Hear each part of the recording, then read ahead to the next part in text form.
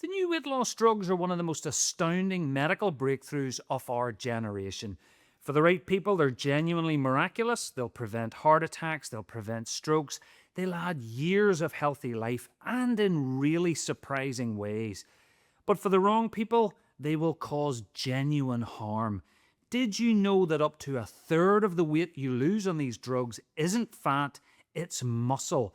The very muscle that's vital for your health, your strength, and your independence as you age. In this video, I'll show you how these drugs work, which is genuinely fascinating. I'll show you the surprising benefits beyond just weight loss, but also the real downsides. And I'll sort you into one of 4 groups so you know if you should or shouldn't take them. I'm Dr. Eoghan Colgan. I've been an NHS doctor for 25 years. Medical school taught me nothing about prevention, so I do my own investigating. And in the past year, I've lost nearly 20 kilograms and transformed my health. But did I use these drugs to do it? Well, I'll tell you at the end of the video. Let's get into it. So how do they actually work? Well, your body makes a hormone called GLP-1, and when you eat, your gut releases it, and it does 3 things. First, it tells your pancreas to release insulin, which lowers your blood sugar after a meal, and why these drugs were originally developed. Second, it slows your stomach down so food sits there for longer, you feel full sooner, and you stay full for longer. And third, it sends a signal to your brain that says you've had enough. Now, natural GLP-1 only lasts about 2 minutes. It's released, it does its job, and then it's gone. But these drugs are synthetic versions designed to last about a week. 1 injection and that I'm full signal stays on for days. But the effect on the brain is even more interesting than just feeling full. People on these drugs talk about something called food noise, the constant background chatter about food, going quiet. Brain imaging studies show these drugs reduce activity in the same parts of the brain involved in addiction. They quiet the craving itself. So in summary, these drugs better regulate your blood sugar, they make you feel fuller for longer, and they quieten the cravings, so you eat less.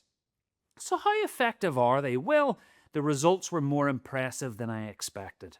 Let me show you what the trials actually found.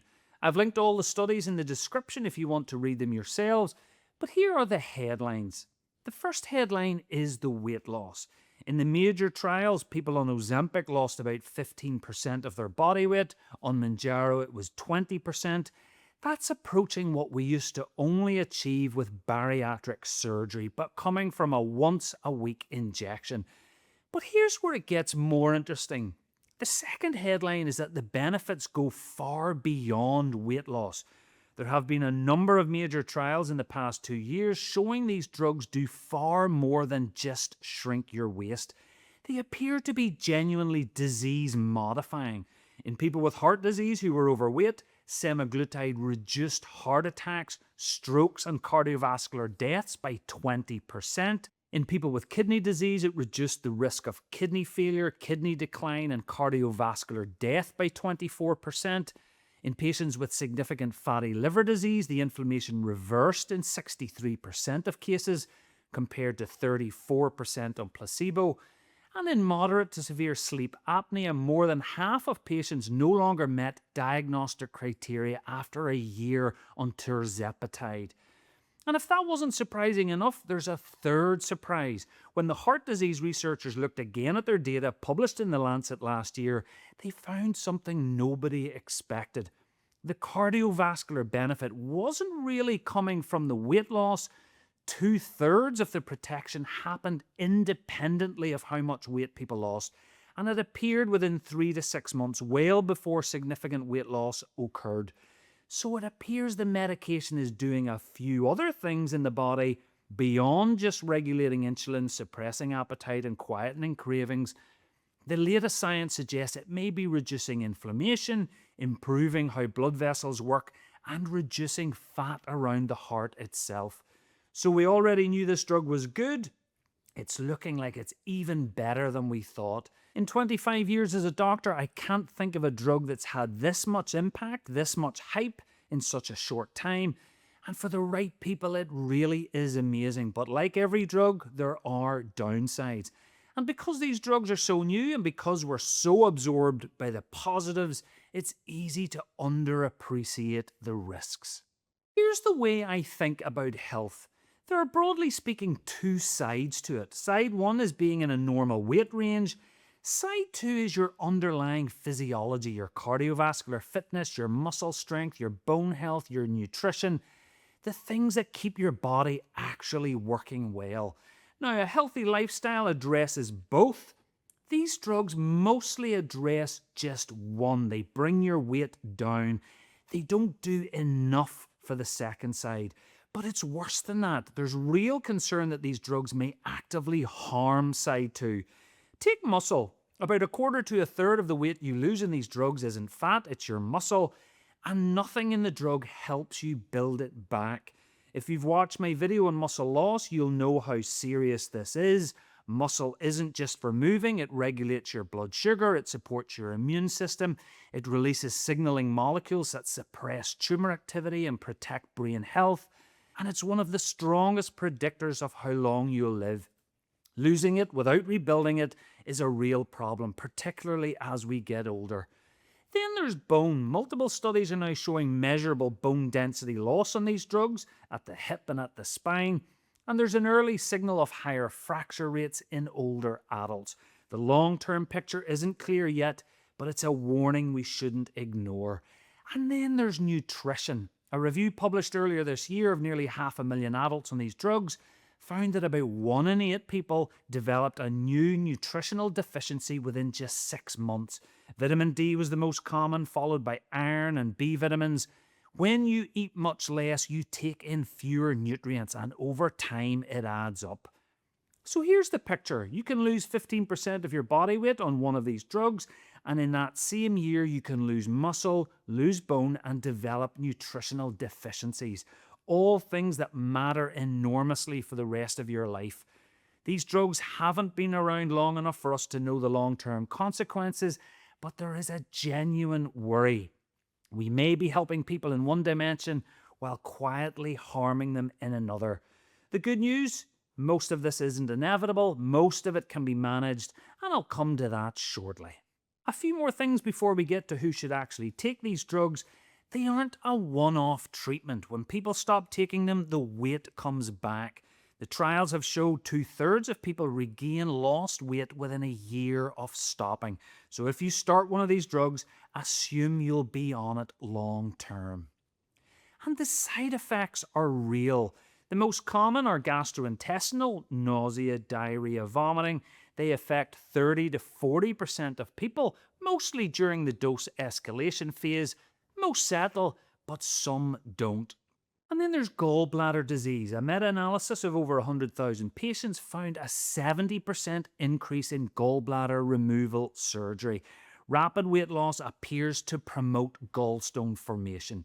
And then there's a thyroid cancer warning. This comes mainly from rodent studies, no confirmed human signal, but absolutely contraindicated if you or a family member have had medullary thyroid cancer. And one warning specific to UK buyers, although it might be relevant all over the world, if you're getting these drugs privately, watch out for counterfeits. Over the past 2 years, the UK regulator has seized hundreds of fake Ozempic pens, some of which contained insulin rather than semaglutide, sending people to hospital. If a deal looks too cheap to be legitimate, be wary. So should you take one of these drugs? Well, it depends entirely on your circumstance. There are roughly 4 groups of people who might consider them. For some, they're absolutely the right choice. For others, the risks outweigh the benefits. Here's how to know which one you're in. Group 1 is a strong yes. If you're overweight and you already have a serious medical condition, heart disease, kidney disease, advanced fatty liver, or significant obesity-related complications, these drugs aren't just a weight loss decision, they can help to treat the medical condition. The evidence is overwhelming. If this is you, talk to your doctor. Group 2 is probably yes. This is people who are significantly overweight, BMI 30 to 35, with developing health problems, high blood pressure, pre-diabetes, sleep apnea. you've genuinely tried to lose weight and it hasn't been sustainable, the evidence supports the drug is for you. The benefits outweigh the risks. But, and this applies to anyone who takes these drugs, you have to take steps to protect side 2 of your health. And I'll come to exactly what to do in a moment. Group 3, think hard. You're overweight, but generally healthy. Perhaps BMI around 27 to 30. No metabolic complications. You're considering these drugs as a kickstart. Here's the honest answer. The kickstart approach hasn't been proven by the research. When people stop, they regain most of that weight unless they've made genuine lifestyle changes. For most people in this group, I'd say start with the lifestyle changes first. It's almost certainly enough on its own, and you can consider the drug later if this approach genuinely fails. And group 4 is probably not. You're a few pounds overweight, generally healthy. With these drugs everywhere on social media, it's understandable that you'd be tempted, but honestly, save your money. These drugs were developed for metabolic disease, they have real side effects, they're expensive, and for someone who's a few kilos over their ideal weight, the risk-benefit calculation simply doesn't work, especially when basic lifestyle change would do the same job and improve everything else at the same time. If you're in group 1 or 2, here's what you absolutely have to do alongside the drug to protect side 2 of your health. And it's 3 things. 1, resistance training, even 2 short sessions a week, even 15 minutes at a time, to preserve the muscle the drug is taken from you. Number 2, decent protein at every meal, around 25 grams a meal, roughly 2 to 3 eggs or a piece of fish the size of a deck of cards. And number 3, get good nutrition advice. You need to ensure you get enough vitamin D, iron, B12 and others. Don't assume you're fine because you feel fine. A drug plus a plan is genuinely transformative. A drug without a plan can leave you smaller but weaker. Don't make this mistake.